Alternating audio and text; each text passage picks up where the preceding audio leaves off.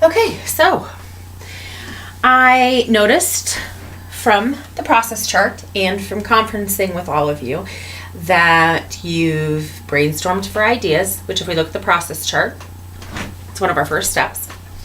And you've gotten a first rough draft down. So today we're going to talk about the next step in the writing process, which is revision. And when you revise your work, it means that you make it better for your audience. And we talked about what audience is, which is the people that are going to read your story, who you're writing the story for. So when we revise, what we want to do is we want to reread through it, and then we want to make decisions about our writing. Do we want to add something in? Do we want to take something out? Do we want to move some stuff around? Okay? Those are all good revision strategies. However, today we're going to talk about, first of all, rereading your story, and then going back in and adding some details to it that will make your story better and give it a little bit more pizzazz for your audience, okay? Makes it more interesting, tells your audience or the reader of your story a little bit more about what you're trying to say. So, the first thing that I'm going to do is I'm going to reread my story. I brought this story out. If you guys remember, we wrote this the other day. Actually, I wrote this for you. It was about my pets. And I wanted to show you how we start and write a story. So I also asked all of you to bring your rough drafts with you. And we're going to get to those in a little bit, so just hold tight to those. But the first thing I want to do is I'm going to read through my story for you. I'm just going to see how it sounds. So, My Pets by Miss Hughes. I have 5 pets. Remember, we had an exclamation point, so really it was, I have 5 pets, because exclamation points change the way that we read the sentence. I have 2 dogs and 3 cats. I love all of my pets. My cats live inside, but my dogs live outside. Do you have any pets? And then, of course, we went back to our desks, and you, on your first rough draft, are supposed to write about your pets, or if you didn't have any pets, I said you could write about someone special to you, but someone special in your house. It was up to you. So I'm going to read through this one more time. My Pets by Miss Hughes. I have 5 pets. I have 2 dogs and 3 cats. I love all of my pets. My cats live inside, but my dogs live outside. Do you have any pets? It's pretty good. It's not too bad. But I think that there's probably some more details that I can add into it to make it a better story. So what I want you to do, I'm going to reread it one more time. And as I read along, I want you to give me a thumbs up if you hear a spot where you think I could add something in. Okay? So, I have 5 pets.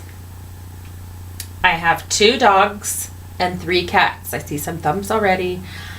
I love all of my pets. My cats live inside, but my dogs live outside. Do you have any pets? Okay, so I saw lots of thumbs up along the way. So, let me get my revising marker.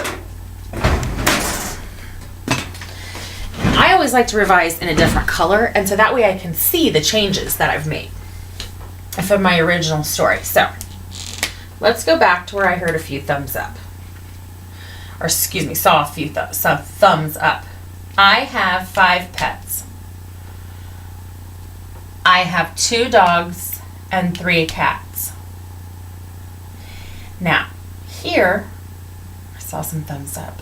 What could I add in there that might make it better? I could tell you my cats and dogs' names. I could tell you what they look like. I could tell you where I got them from. I could tell you lots of things. For now, I'm going to tell you their names.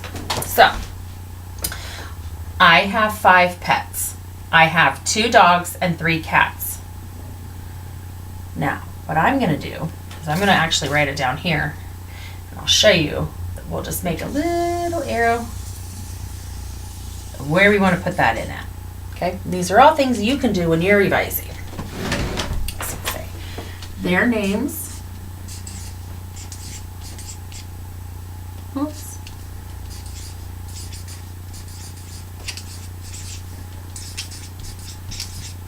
Are Mason,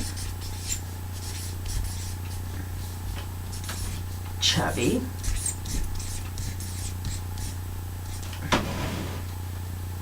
and I have 3 cats. Those are my dogs' names. And I can even write that. I could say my dogs' names are Mason and Chubby. My cats' names are, okay, so I went with this way. Their names are Mason, Chubby, Buddy, Bingo, and Boomer. Now, you noticed along the way too that I used commas, and that was something we talked about the other day, was using commas to separate a list of things. So I just want to draw your attention there so that we have a list of things, then we can say, I have this, comma, I have this, comma, I have this, comma, and so on. So, back to revising. Here, I'm going to add this sentence. Their names are Mason, Chubby, Buddy, Bingo, and Boomer. I love all of my pets. Okay, so let's continue reading it from there. My cats live inside, but my dogs lived outside. Now I saw some fingers there too, or excuse me, some thumbs there too, that something could have been added. So, I could talk about why my cats get to live inside, my dogs have to live outside. It's mainly because the dogs make a bigger mess than the cats do. So let's say that. My cats live inside because they, oops, my writing's getting terrible as I get down here, are cleaner than my dogs. Okay, so let's go here. Let's draw this down here.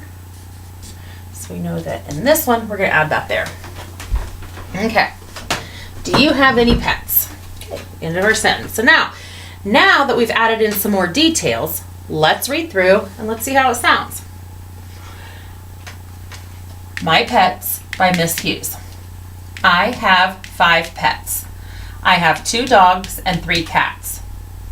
Their names are Mason, Chubby, Buddy, Bingo, and Boomer. I love all of my pets. My cats live inside, but my dogs live outside. My cats live inside because they are cleaner than my dogs. Do you have any pets? So that told us a lot more about my pets than the original story did, didn't it? It gave me their names. It gave me a reason why the cats get to be inside and the dogs have to be outside. And it gave the story more pizzazz. There's more to it. So I asked you all to bring your writing that you brought or that you did. And what I want you to do is I want you to find a buddy to your right, okay? And I want you to take turns reading your stories to each other. And I just want you to offer suggestions to the other person on maybe what details they could add to their story to give it, a little more oomph, to make it a little bit more interesting for their audience. Or you could tell them also, you know what, I think here I need to add this. I think this would make my story better. So I want you to take the next couple minutes with your buddy and read your story to each other. Brainstorm some ideas some details that you could add in there, some little things like I did that make your story better, that tell us a lot more within the story. And so let's take the next couple of minutes to do that. Okay, so you've gotten a chance to talk to your buddy. You've got a chance to hear what maybe they think you could add to the story. You've had a chance to talk to them about what maybe you think you could add to the story. You've got a chance to see me add a little bit to my story. So we've definitely started on the revision process because we've reread it and we've added in details. And those are both a strategy that we can use as good writers to make our writing even better for our audience. So, if you are ready to revise, you've got some ideas and you're ready to work and get busy, and you have a red folder, you may go back to your desk